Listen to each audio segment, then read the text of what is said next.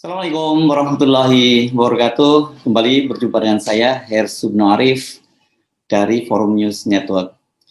Ustadz Abdul Somad akhirnya memberi penjelasan detail proses perjalanannya sampai dia dideportasi dari Singapura.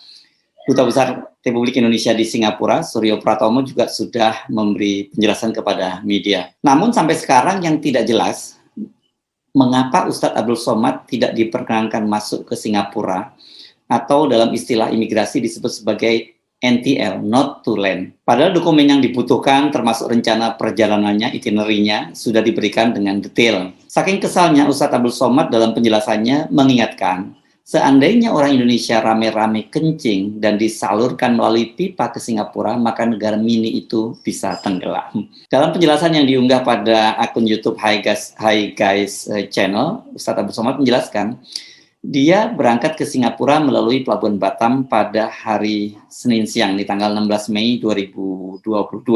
Rombongan kecil Ustadz Abdul Somad terdiri dari dia bersama istri dan anaknya yang bernama Semi yang baru saja berusia 3 bulan, seorang teman yang tidak disebutkan namanya bersama istri dan 2 orang anaknya.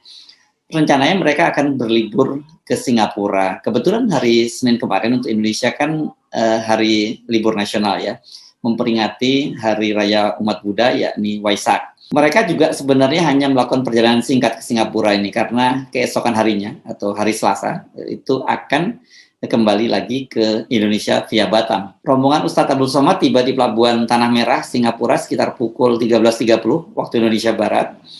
Namun ketika berada di imigrasi, petugas imigrasi Singapura ini menariknya ke pinggir dan memberitahu dia tidak diperbolehkan masuk ke Singapura. Ustadz Abdul Somad sempat dimasukkan ke dalam sebuah ruangan sempit seluas 1 kali 2 meter yang disebutnya sebagai ukurannya sama dengan liang lahat. Dia ditahan di ruangan tersebut selama 1 jam, sementara rombongan yang tadinya sudah lolos dari imigrasi kemudian juga akhirnya ikut ditahan dan tidak diperkenankan masuk ke Singapura. Ustadz Abdul Somad akhirnya diperkenankan bergabung bersama rombongan dan mereka pada keberangkatan ferry terakhir ke Batam dipulangkan ke Indonesia. Jadi total mereka ini ditahan selama 4 jam di Pelabuhan Tanah Merah Singapura. Tidak ada penjelasan resmi mengapa mereka tidak diperkenankan masuk. Duta Besar Indonesia untuk Singapura, Suryo Pratomo, ketika saya hubungi, dia hanya memberikan penjelasan singkat. Saya sudah minta penjelasan dari ICA. ICA ini Immigration and Checkpoint Agency. Menurut mereka, ICA menetapkan not to land itu kepada Ustadz Abdul Somad karena tidak memenuhi kriteria untuk eligible berkunjung ke Singapura.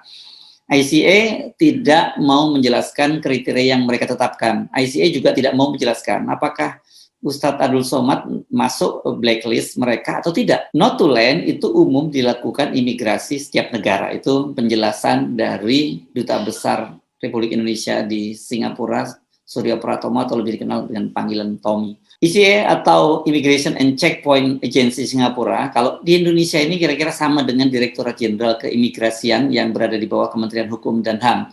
Di Singapura, ICA ini berada di bawah Kementerian Dalam Negeri. Jadi dia bertanggung jawab untuk menjaga garis perbatasan terdepan ini untuk udara, laut, dan kereta api. Karena memang Singapura ini punya jalur kereta api yang menghubungkan antara Kuala Lumpur dengan Singapura. Dubes Tommy mempersilahkan untuk menanyakan hal itu lebih lanjut ke Duta Besar Singapura di Jakarta. Sikap Singapura inilah yang tampaknya membuat Ustadz Abdul Somad jengkel. Melalui channel YouTube Hi Guys Channel, Ustadz Abdul Somad meminta Duta Besar Singapura di Jakarta untuk menjelaskan hal itu. Mengapa dia dicegah masuk? Alasannya apa? Ini kata Ustadz Abdul Somad harus dijelaskan bukan hanya kepada Abdul Somad, tapi juga ke komunitas Indonesia, khususnya umat Islam yang selama ini banyak menjadi follower dari Ustadz Abdul Somad. Tapi kalau kita lihat sejarahnya ya, soal dicegah masuk ke negara lain ini sesungguhnya ini Ustadz Abdul Somad telah beberapa kali ya mengalaminya ini. Pada tanggal 24 Desember 2017, Ustadz Abdul Somad juga dilarang masuk ke Hong Kong. Pada waktu itu kasusnya sama, dia setelah mendarat di Hong Kong, di Bandara Hong Kong, dia juga dipersilakan, dia tidak menjalani pemeriksaan, dia kemudian dipersilakan kembali ke Jakarta. Sama seperti di Singapura, pemerintah Hong Kong juga tidak memberi penjelasan. mengapa dia ditolak masuk. Ustadz Abdul Somad pada waktu itu menduga imigrasi Hong Kong itu mendapat info berkaitan dengan terorisme. Jadi dalam bahasa Ustadz Abdul Somad mereka tertelan info soal terorisme. Dan pada waktu itu Direktur Pelindungan Warga Negara Indonesia, Kementerian Luar Negeri, lalu Muhammad Iqbal, mengatakan penolakan itu memang merupakan hak dari pemerintah Hong Kong sepenuhnya. Secara hukum tidak ada kewajiban negara tersebut untuk menjelaskan alasannya, kata dia. Nah, Iqbal memberikan gambaran seperti ini. Sebagai gambaran, imigrasi kita juga sering menerima masukan dari berbagai pihak mengenai orang-orang yang perlu dicegah masuk ke Indonesia. Dalam hal ini, imigrasi kita kemudian menolak masuk orang tersebut. Kita juga tidak berkewajiban menjelaskan alasannya, karena itu adalah hak berdaulat kita, tambahnya. Dari penjelasan Iqbal, kita jadi sedikit memahami ya, bahwa penolakan Singapura itu tampaknya juga itu berdasarkan masukan atau permintaan dari pihak lain. Dalam hal ini sih hampir dapat dipastikan itu berasal dari Indonesia. Hanya saja lembaga apa yang meminta Ustadz Abdul Somad dicekal dan siapa tokohnya dipastikan tidak akan diketahui.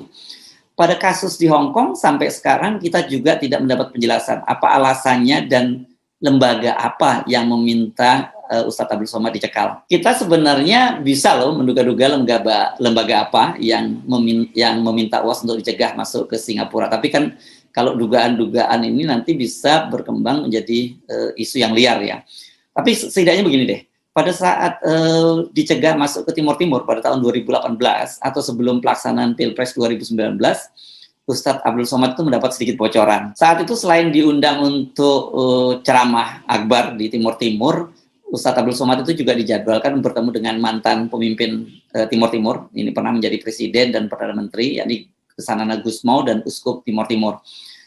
Sampai di bandara, semua rombongan Ustadz Abdul Somad lolos imigrasi, namun hanya Ustadz Abdul Somad yang tidak boleh masuk. Ketika dia bertanya kepada petugas imigrasi, sambil berbisik, petugas imigrasi menyatakan bahwa dia dicekal atas permintaan Jakarta.